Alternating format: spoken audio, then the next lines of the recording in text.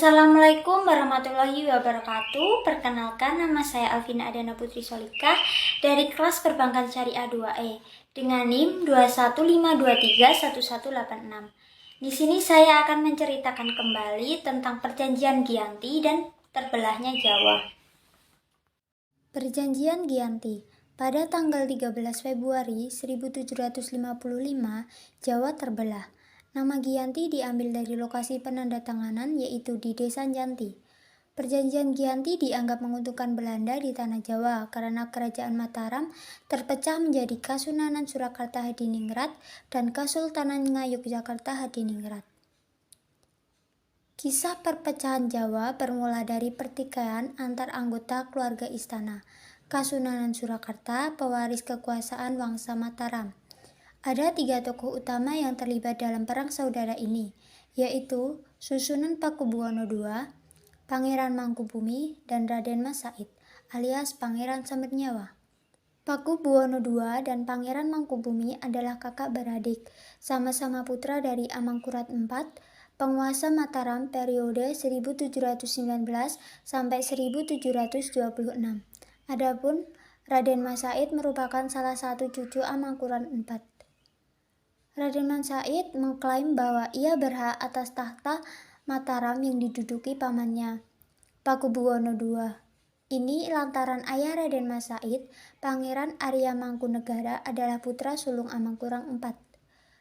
Tetapi karena ia kerap menentang kebijakan VOC, maka ia diasingkan ke Sri Lanka sampai meninggal dunia. VOC kemudian mengangkat putra Amangkurat lainnya, yaitu Pangeran Prabayuasa, sebagai penguasa dari Mataram selanjutnya. Prabayuasa kemudian digelari Pakubuwono II dan memindahkan letak istana Kartasura ke Surakarta. Dan sejak itu berdiri Kasunanan Surakarta sebagai turunan dari Kerajaan Mataram. Berdasarkan hal inilah Raden Mas Said memberontak ayahnya sekaligus menuntut haknya sebagai pewaris Mataram. Namun, bukan hanya Raden Mas Said yang merasa berhak atas tahta. Saudara kandung Pakubuwono II dan Pangeran Mangkubumi juga berhasad serupa. Ia sempat menemui pejabat VOC di Semarang pada tahun 1746 dan meminta dirinya diangkat menjadi raja, akan tetapi ditolak. Penolakan itu membuat Pangeran Mangkubumi kesal. Namun tidak mungkin baginya pulang ke istana. Maka ia memutuskan bergabung dengan Raden Mas Said untuk bersama-sama melawan Pakubuwono II dan VOC. Sebagai bukti komitmen dan perekat bersatunya dua kekuatan ini, Pangeran Mangkubumi menikahkan putrinya, Raden Ayu Inten, dengan Raden Mas Said, dan mereka berdiam di tengah hutan yang terletak di sebelah barat Surakarta. Wilayah inilah yang nantinya bernama Yogyakarta. Dari situ mereka mengorbankan perlawanan dengan cara gerilya. Pasukan gabungan itu ternyata membuat Kasunanan Surakarta kewalahan, bahkan mengakibatkan Pakubuwono II sakit parah. Kabar ini dimanfaatkan betul oleh Mangkubumi. Pada tanggal 11 Desember 1749, Pangeran Mangkubumi ditetapkan sebagai Raja Mataram oleh para pengikutnya. Ia bertakhta dengan gelar Pakubuwono III. Hingga akhirnya Pakubuwono II meninggal dunia pada 20 Desember 1749. Sebelumnya ia dipaksa menandatangani perjanjian untuk memberikan kewenangan pada VOC untuk mengangkat raja baru penggantinya. VOC yang tidak mengakui Mangkubumi kemudian mengangkat putra Pakubuwono II, yaitu Raden Mas Suhajardi, sebagai Pakubuwono III. Mangkubumi dan Raden Mas Said terus menyerang VOC dan Kasunanan Surakarta dari selatan, utara, dan barat dengan bantuan Panglima Perang Mangkubumi, yaitu Pangeran Hadiwijaya. Kondisi ini membuat Raden Mas Suhardi yang belum lama naik tahta sebagai Pakubuwono III bingung dan panik. Saat itu sang raja masih sangat muda, ia berusia 17 tahun.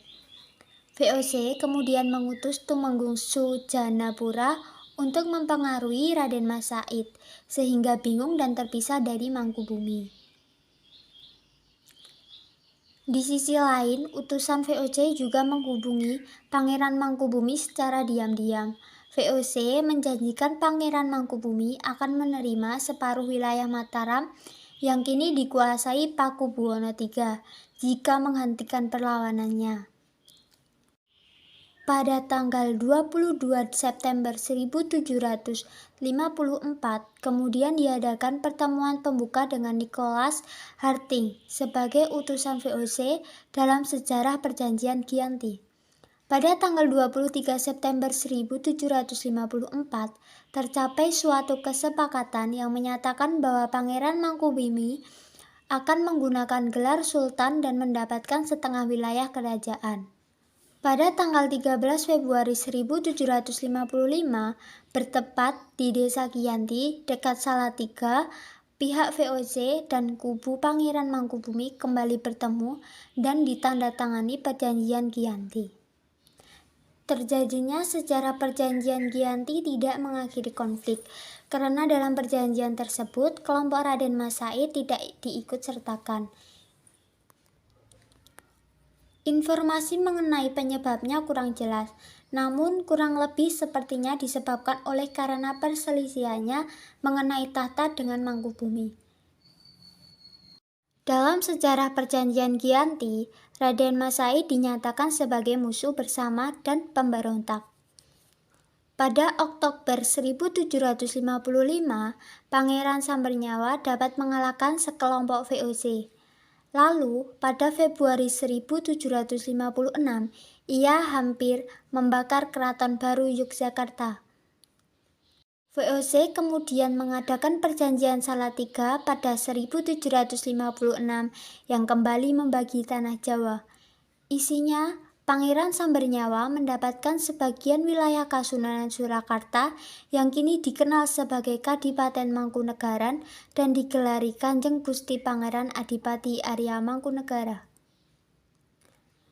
Tidak adanya pembagian wilayah yang rinci juga menjadi masalah tersendiri dan menjadi sumber perpecahan dalam sejarah perjanjian Giyanti. Pembagian wilayah yang acak kemungkinan dilakukan secara sengaja, bertujuan untuk menimbulkan konflik selanjutnya, karena banyak wilayah yang tumpang tindih antara satu kerajaan dan lainnya. Pembagian wilayah ini kembali terjadi di kemudian hari. Di tahun 1813, pada masa pemerintahan Gubernur Jenderal Thomas Stamford Raffles dari Inggris, Kesultanan Yogyakarta juga terbagi menjadi Pakualaman. Pada masa Republik Indonesia, Kasunanan Surakarta dan Kadipaten Mangkunegaran menjadi situs cagar budaya, sementara Kesultanan Yogyakarta termasuk Pakualaman ditahabiskan menjadi daerah istimewa. Sekian storytelling dari saya. Apabila ada salah kata mohon dimaafkan. Akhiri salam, wassalamualaikum warahmatullahi wabarakatuh.